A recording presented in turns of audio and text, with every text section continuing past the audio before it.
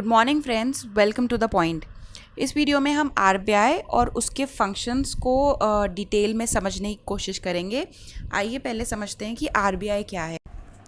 So friends, हर country में एक central bank होता है जिसे हम केंद्रीय बैंक भी बोलते हैं, और इंडिया में जो सेंट्रल बैंक है उसका नाम है रिजर्व बैंक ऑफ इंडिया।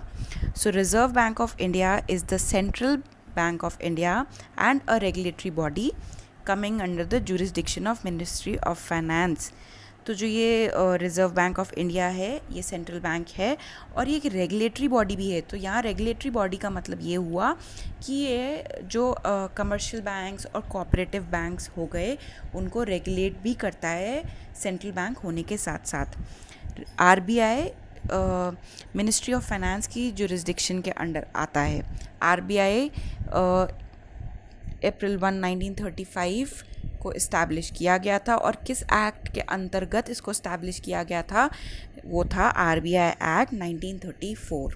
सो जो एक्ट पास हुआ वो 1934 में हुआ, लेकिन इसकी फंक्शनिंग कब स्टार्ट हुई? 1 अप्रैल 1935 से। इसका हेड ऑफिस अब मुंबई में है, और ये मुंबई में कब शिफ्ट हुआ था? 1937 में। उससे पहले जो आरबीआई का हेड ऑफिस था वो था कलकत्ता में। It is the central office where the governor sits and policies are formulated. तो जो आरबीआई का हेडक्वार्टर या सेंट्रल ऑफिस होता है, वहीं पे जो आरबीआई के गवर्नर होते हैं, जो कि हाल फिलहाल है शक्तिकांत दास, वो वहीं बैठते हैं, और जितनी भी आरबीआई पॉलिसीज़ फॉर्मुलेट करता है वो उसके सेंट्रल ऑफिस में ही की जाती हैं।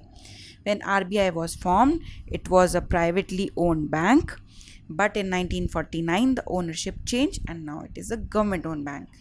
So my friends, जब RBI का जन्म हुआ था जो कि 1935 में हुआ था, तब ये क्या था? एक प्राइवेट बैंक था। प्राइवेट बैंक से मतलब है जिसके शेयर्स थे कुछ आम लोगों के हाथों में थे। कुछ ऐसा था कि कुछ लोगों ने डिसाइड किया मिलके एक बैंक खोलते हैं, भाई हमारे पास बहुत पैसा है, अब क्या करेंगे, बैंक खोलेंगे, लोगों को लोन देंगे, लोन पे इंटरेस्ट आएगा, उससे पैसे कमाएंगे। तो उसको क्या कहते हैं? Privately owned bank. उसकी ओनरशिप गवर्नमेंट के हाथ में नहीं थी। और फिर क्या हुआ? 1949 में बैंक का नेशनलाइजेशन हुआ। नेशनलाइजेशन का मतलब ये होता है जब गवर्नमेंट किसी बैंक के 100% शेयर्स खरीद ले तो उसको कहा जाता है कि उस बैंक का नेशनलाइजेशन हो गया है एंड वो एक प्राइवेट बैंक नहीं रहा। तो आरबीआई का नेशनलाइजेशन कब हुआ था? 1949 में हुआ था। आइए नेक्स्ट स्लाइड पे चलें। इसमें दिया गया है कि आरबीआई का हेड ऑफिस कहाँ है, वो हम पढ़ चुके हैं, मुंबई में है। इनके गवर्नर कौन है? जो है शक्तिकांत दास। अब क्या होता है माय फ्रेंड्स, आरबीआई में एक गवर्नर की पोस्ट होती है और उसके साथ ही साथ 4 डेप्यूटी गवर्नर होते हैं जो कि आरबीआई की फंक्शनिंग को देखते हैं, उसके अलग अलग डिपार्टमेंट्स को देखते हैं। तो हाल फिलहाल में वो 4 जो गवर्नर्स हैं, वो डेप्यूटी गवर्नर्स हैं, वो है BP Kanungo, MK Jain, MD Patra and M Rajeshwar Rao. आइए चलिए अब इसके फंक्शन समझते हैं, देखते हैं। अभी एक बार आप ये डायग्राम देख लीजिए। Roles of RBI: bankers bank, issuer of currency, monetary policy, banker to the government and supervisor of financial system. ये इसके फंक्शन है। अब एक एक करके हम इसको डिटेल में समझेंगे। तो जो इसका पहला फंक्शन है वो है इशू ऑफ करेंसी नोट्स। जो हमारे देश में मुद्रा चलती है उसको इसको इशू करने की सोल रिस्पॉन्सिबिलिटी किसके पास है? वो है हमारे सेंट्रल बैंक, जो कि है आरबीआई। माय फ्रेंड्स, एक पॉइंट मैं यहाँ ऐड करना चाहूँगी, वो ये है कि आरबीआई के पास सारे नोट्स को इशू करने की रिस्पॉन्सिबिलिटी है, लेकिन इसका एक एक्सेप्शन है कि जो है 1 रुपी नोट एंड कॉइन, इसको इशू करने की सोल रिस्पॉन्सिबिलिटी किसके पास है? Ministry of finance. इसको छोड़ के जितनी भी करेंसी हमारे देश में इशू करी जाती है वो आरबीआई द्वारा ही करी जाती है।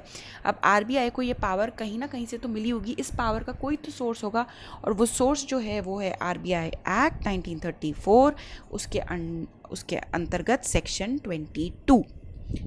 चलिए नेक्स्ट पॉइंट समझते हैं, जो कि है बैंकर टू द गवर्नमेंट। अब इससे ही आपको समझ आ रहा होगा कि ये गवर्नमेंट का भी बैंकर होता है। गवर्नमेंट का बैंकर होने से ये मतलब है कि गवर्नमेंट को जब लोन लेना या देना होता है तो वो किसके थ्रू होता है? आरबीआई उनको लोन देती है। एक पॉइंट और जो है यहाँ नोट करने वाला वो है कि आरबीआई सिर्फ सेंट्रल गवर्नमेंट का ही बैंकर नहीं है, बल्कि जो हमारी स्टेट गवर्नमेंट होती है उसके लिए भी बैंकर आरबीआई ही है. It acts as a banker to both the government, that is central and the state governments, and it transacts banking business on it's behalf. अब जो गवर्नमेंट होती है, दोनों सेंट्रल एंड स्टेट गवर्नमेंट, उसका जितना भी banking से रिलेटेड बिजनेस होता है वो किसके हाथ में होता है माय फ्रेंड्स? वो होता है आरबीआई के हाथ में. और बहुत बार ऐसा होता है कि आपने देखा होगा कि सेंट्रल गवर्नमेंट या स्टेट गवर्नमेंट बॉन्ड्स इशू करती है या लोन्स लेती है मार्केट से किसी भी योजना को चलाने के लिए, या कोई फ्लाईओवर बनाना है या कोई भी डेवलपमेंटल एक्टिविटी लेनी है. तो अब ये लोन किसके थ्रू लेती है? लोन आरबीआई के थ्रू रेज़ करती है. ये नहीं कि अपने आप जाके मार्केट में बोल दे कि राजस्थान सरकार को इतने करोड़ का लोन देना है, अब आप अपने पैसे लेके आ जाए. अब इन सब चीज़ों को कौन मैनेज कर रहा है? कोई तो बैंक चाहिए ना बीच में इन सब चीज़ों को मैनेज कर सके. वो कौन मैनेज करता है? वो आरबीआई मैनेज करता है गवर्नमेंट के बिहाफ पे. आई होप आपको ये पॉइंट अच्छे से क्लियर हो गया होगा. अब आइए नेक्स्ट पॉइंट देखते हैं. ये बैंकर्स बैंक भी है और लेंडर ऑफ लास्ट रिसॉर्ट है. पहले पॉइंट में हमने क्या पढ़ा था? ये गवर्नमेंट का भी गवर्नमेंट के लिए भी एज अ बैंक एक्ट करता है. और जो हमारे देश में बहुत सारे कमर्शियल एंड कोऑपरेटिव बैंक्स हैं जैसे कि आईसीआई, एचडीएफसी, एसबीआई, उनके लिए भी बैंक है. अब हम आम जनों के लिए बैंक क्या है? ये एचडीएफसी, एसबीआई, पीएनबी. अब उन बैंकर्स के लिए भी तो कोई बैंक होना चाहिए ना. तो बैंकर्स के लिए क्या बैंक है? एक ही बैंक है जिसको हम कहते हैं आरबीआई या central bank of India. And इसकी ये लेंडर ऑफ लास्ट रिसॉर्ट जो यहाँ लिखा है, इससे ये मतलब होता है जब बैंक को पैसा रेज़ करना हो और उसके पास अब कोई सोर्स या कोई ऐसी जगह नहीं बची जहाँ से वो लोन ले सके, सबने मना कर दिया है, या कोई बैंक को लोन कहीं से नहीं मिल रहा है, तो वो किसके पास जाएगा? वो आरबीआई के पास जाएगा लोन लेने. और आरबीआई उस बैंक को लोन दे देगा सो दैट उसकी फंक्शनिंग में कोई रुकावट या बाधा ना आ सके और इन्वेस्टर्स का विश्वास उस बैंक में बना रहे. सो इसलिए इसे कहा जाता है लेंडर ऑफ लास्ट रिसॉर्ट. अब इसके हम नेक्स्ट फंक्शन पे चलते हैं जो लिखा है कंट्रोलर ऑफ क्रेडिट. से ये मतलब है कि देश में मनी की सप्लाई बढ़ानी है या घटानी है, ये सब कौन डिसाइड करता है? ये आरबीआई डिसाइड करता है. RBI controls the creation of credit in the economy by its quantitative and qualitative tools and regulates the money supply in the country.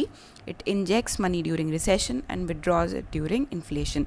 अब कितना लोन लोगों के मतलब जो बैंक्स की लोन क्रिएटिंग कैपेसिटी होती है उसको घटाना है या बढ़ाना है, ये आरबीआई डिसाइड करेगा. और ये कैसे डिसाइड करता है, ये इसको कैसे मैनिपुलेट करता है? अपने क्वांटिटेटिव और क्वालिटेटिव टूल्स को यूज़ करके.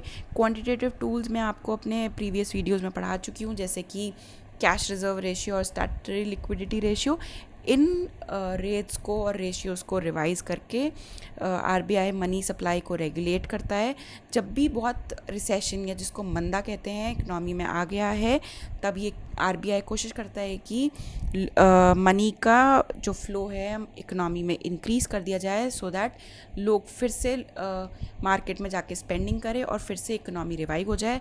और जब इन्फ्लेशन होता है, ऑलरेडी महंगाई दर बहुत ज़्यादा है इकनॉमी में, तब आरबीआई ये करती है कि कोशिश करती है कि इन टूल्स को चेंज करके ये लोगों के हाथ से एक बार पैसा खींच ले. सो इस प्रकार से आरबीआई कंट्रोलर ऑफ क्रेडिट भी है. अब नेक्स्ट है custodian of foreign exchange. Foreign exchange का मतलब होता है विदेशी मुद्रा. विदेशी मुद्रा ये हो गई जैसे डॉलर हो गया, पाउंड हो गया, येन हो गया, और यूरोप का हो गया यूरो. तो इन सब के बैलेंसेस, इन सब के रिजर्व्स को कौन मेंटेन करता है? आरबीआई ही मेंटेन करता है. और जो हमारा एक्सचेंज रेट होता है, जैसे कि जो एक्सचेंज रेट है $1 इज़ इक्वल टू फॉर से 70 रुपीज़. अब मान लीजिए कोई अचानक से फाइनेंशियल क्राइसिस हो गए,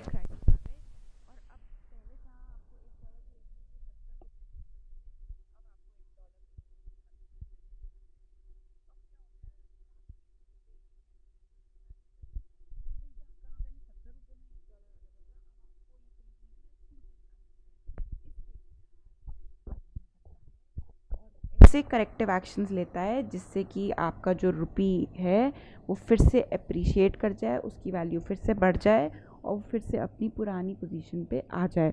तो आरबीआई एक कस्टोडियन ऑफ फॉरेन एक्सचेंज होने के साथ साथ एक्सचेंज रेट को भी मेंटेन करता है। अब नेक्स्ट फंक्शन है सुपरवाइज़र ऑफ फाइनेंशियल सिस्टम।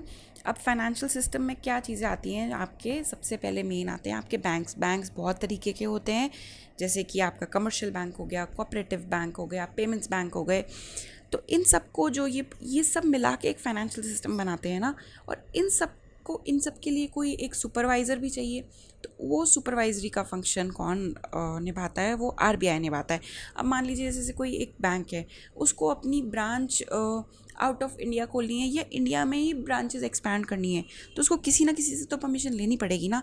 तो वो किसके पास जाएगा, वो जाएगा आरबीआई के पास परमिशन लेने।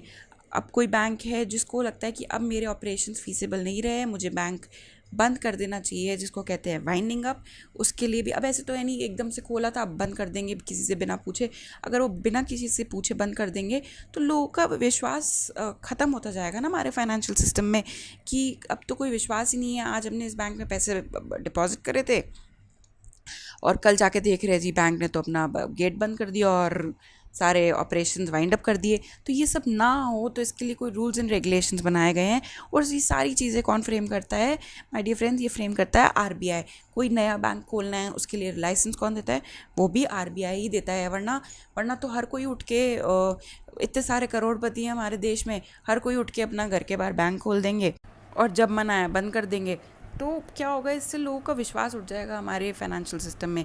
तो ये सब ना हो, इसलिए आरबीआई एक सुपरवाइज़र का भी रोल प्ले करता है ताकि लोगों का विश्वास बना रहे।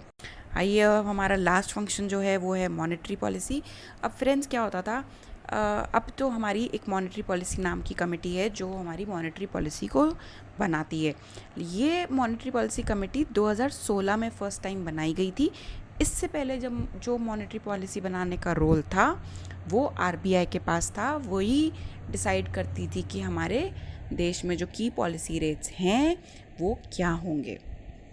सो अभी तक तो हमने जितने ये फंक्शंस पढ़े माय फ्रेंड्स, ये सब बहुत ब्रॉड फंक्शन। इसके अलावा भी बहुत सारे ऐसे फंक्शंस हैं जो आरबीआई के होते हैं, जैसे कि आप आरबीआई बहुत सारे ऐसे कैंपेन्स या बहुत सारे ऐसे अवेयरनेस प्रोग्राम चलाता है जिससे कि लोगों में जागरूकता आए, वो उनके साथ कोई फ्रॉड ना हो जाए, और ये कोशिश करता है कि ज़्यादा से ज़्यादा लोगों को हम अपने फाइनेंशियल सिस्टम के दायरे में ले सके, जिसको हम आजकल बोलते हैं फाइनेंशियल इंक्लूजन। तो आरबीआई, ये सब रोल आरबीआई के ही हैं कि ये लोगों को प्रेरित करे कि आप भी हमारे फाइनेंशियल सिस्टम का पार्ट बनो, बैंक के थ्रू अपने ट्रांजैक्शन करो, और जो लोन लेने हैं वो किसी साहूकार के पास ना जाके बैंक से लोन लो, ताकि एक फेयर सिस्टम से आपको लोन मिले और आपका एक्सप्लॉयटेशन ना हो। तो इन सब चीज़ों को के लिए आरबीआई बहुत सारे ऑनलाइन प्रोग्राम्स चलाता है और एजुकेशन अवेयरनेस कैंपेन्स करता है। तो ये सारे फंक्शंस भी आरबीआई के हैं। ऑल्सो एक बहुत मेजर फंक्शन आरबीआई का ये है कि ये बैंकिंग ओम्बड्समैन अपॉइंट करता है। अब बैंकिंग ओम्बड्समैन कौन होते हैं, एक ऐसा व्यक्ति, अब जैसे अगर आपको किसी बैंक के अगेंस्ट कंप्लेन है तो अब आप किसके पास जाके, पुलिस थाने में थोड़ी कंप्लेन करोगे। तो इसके लिए आरबीआई ने एक मैकेनिज़्म निकाला है जिसको कहते हैं ओम्बड्समैन, और ये भी आरबीआई द्वारा ही अपॉइंट किया जाता है, सो दैट लोगों को कोई भी शिकायत है तो वो जाके इसके पास कर सकें। So my dear friends, I hope आपको एक आरबीआई क्या है और ये इसके फंक्शंस क्या हैं और किस तरीके से फंक्शन करता है अभी तक आपको काफ़ी क्लैरिटी मिल चुकी होगी। This is all for the today's video. Thank you so much.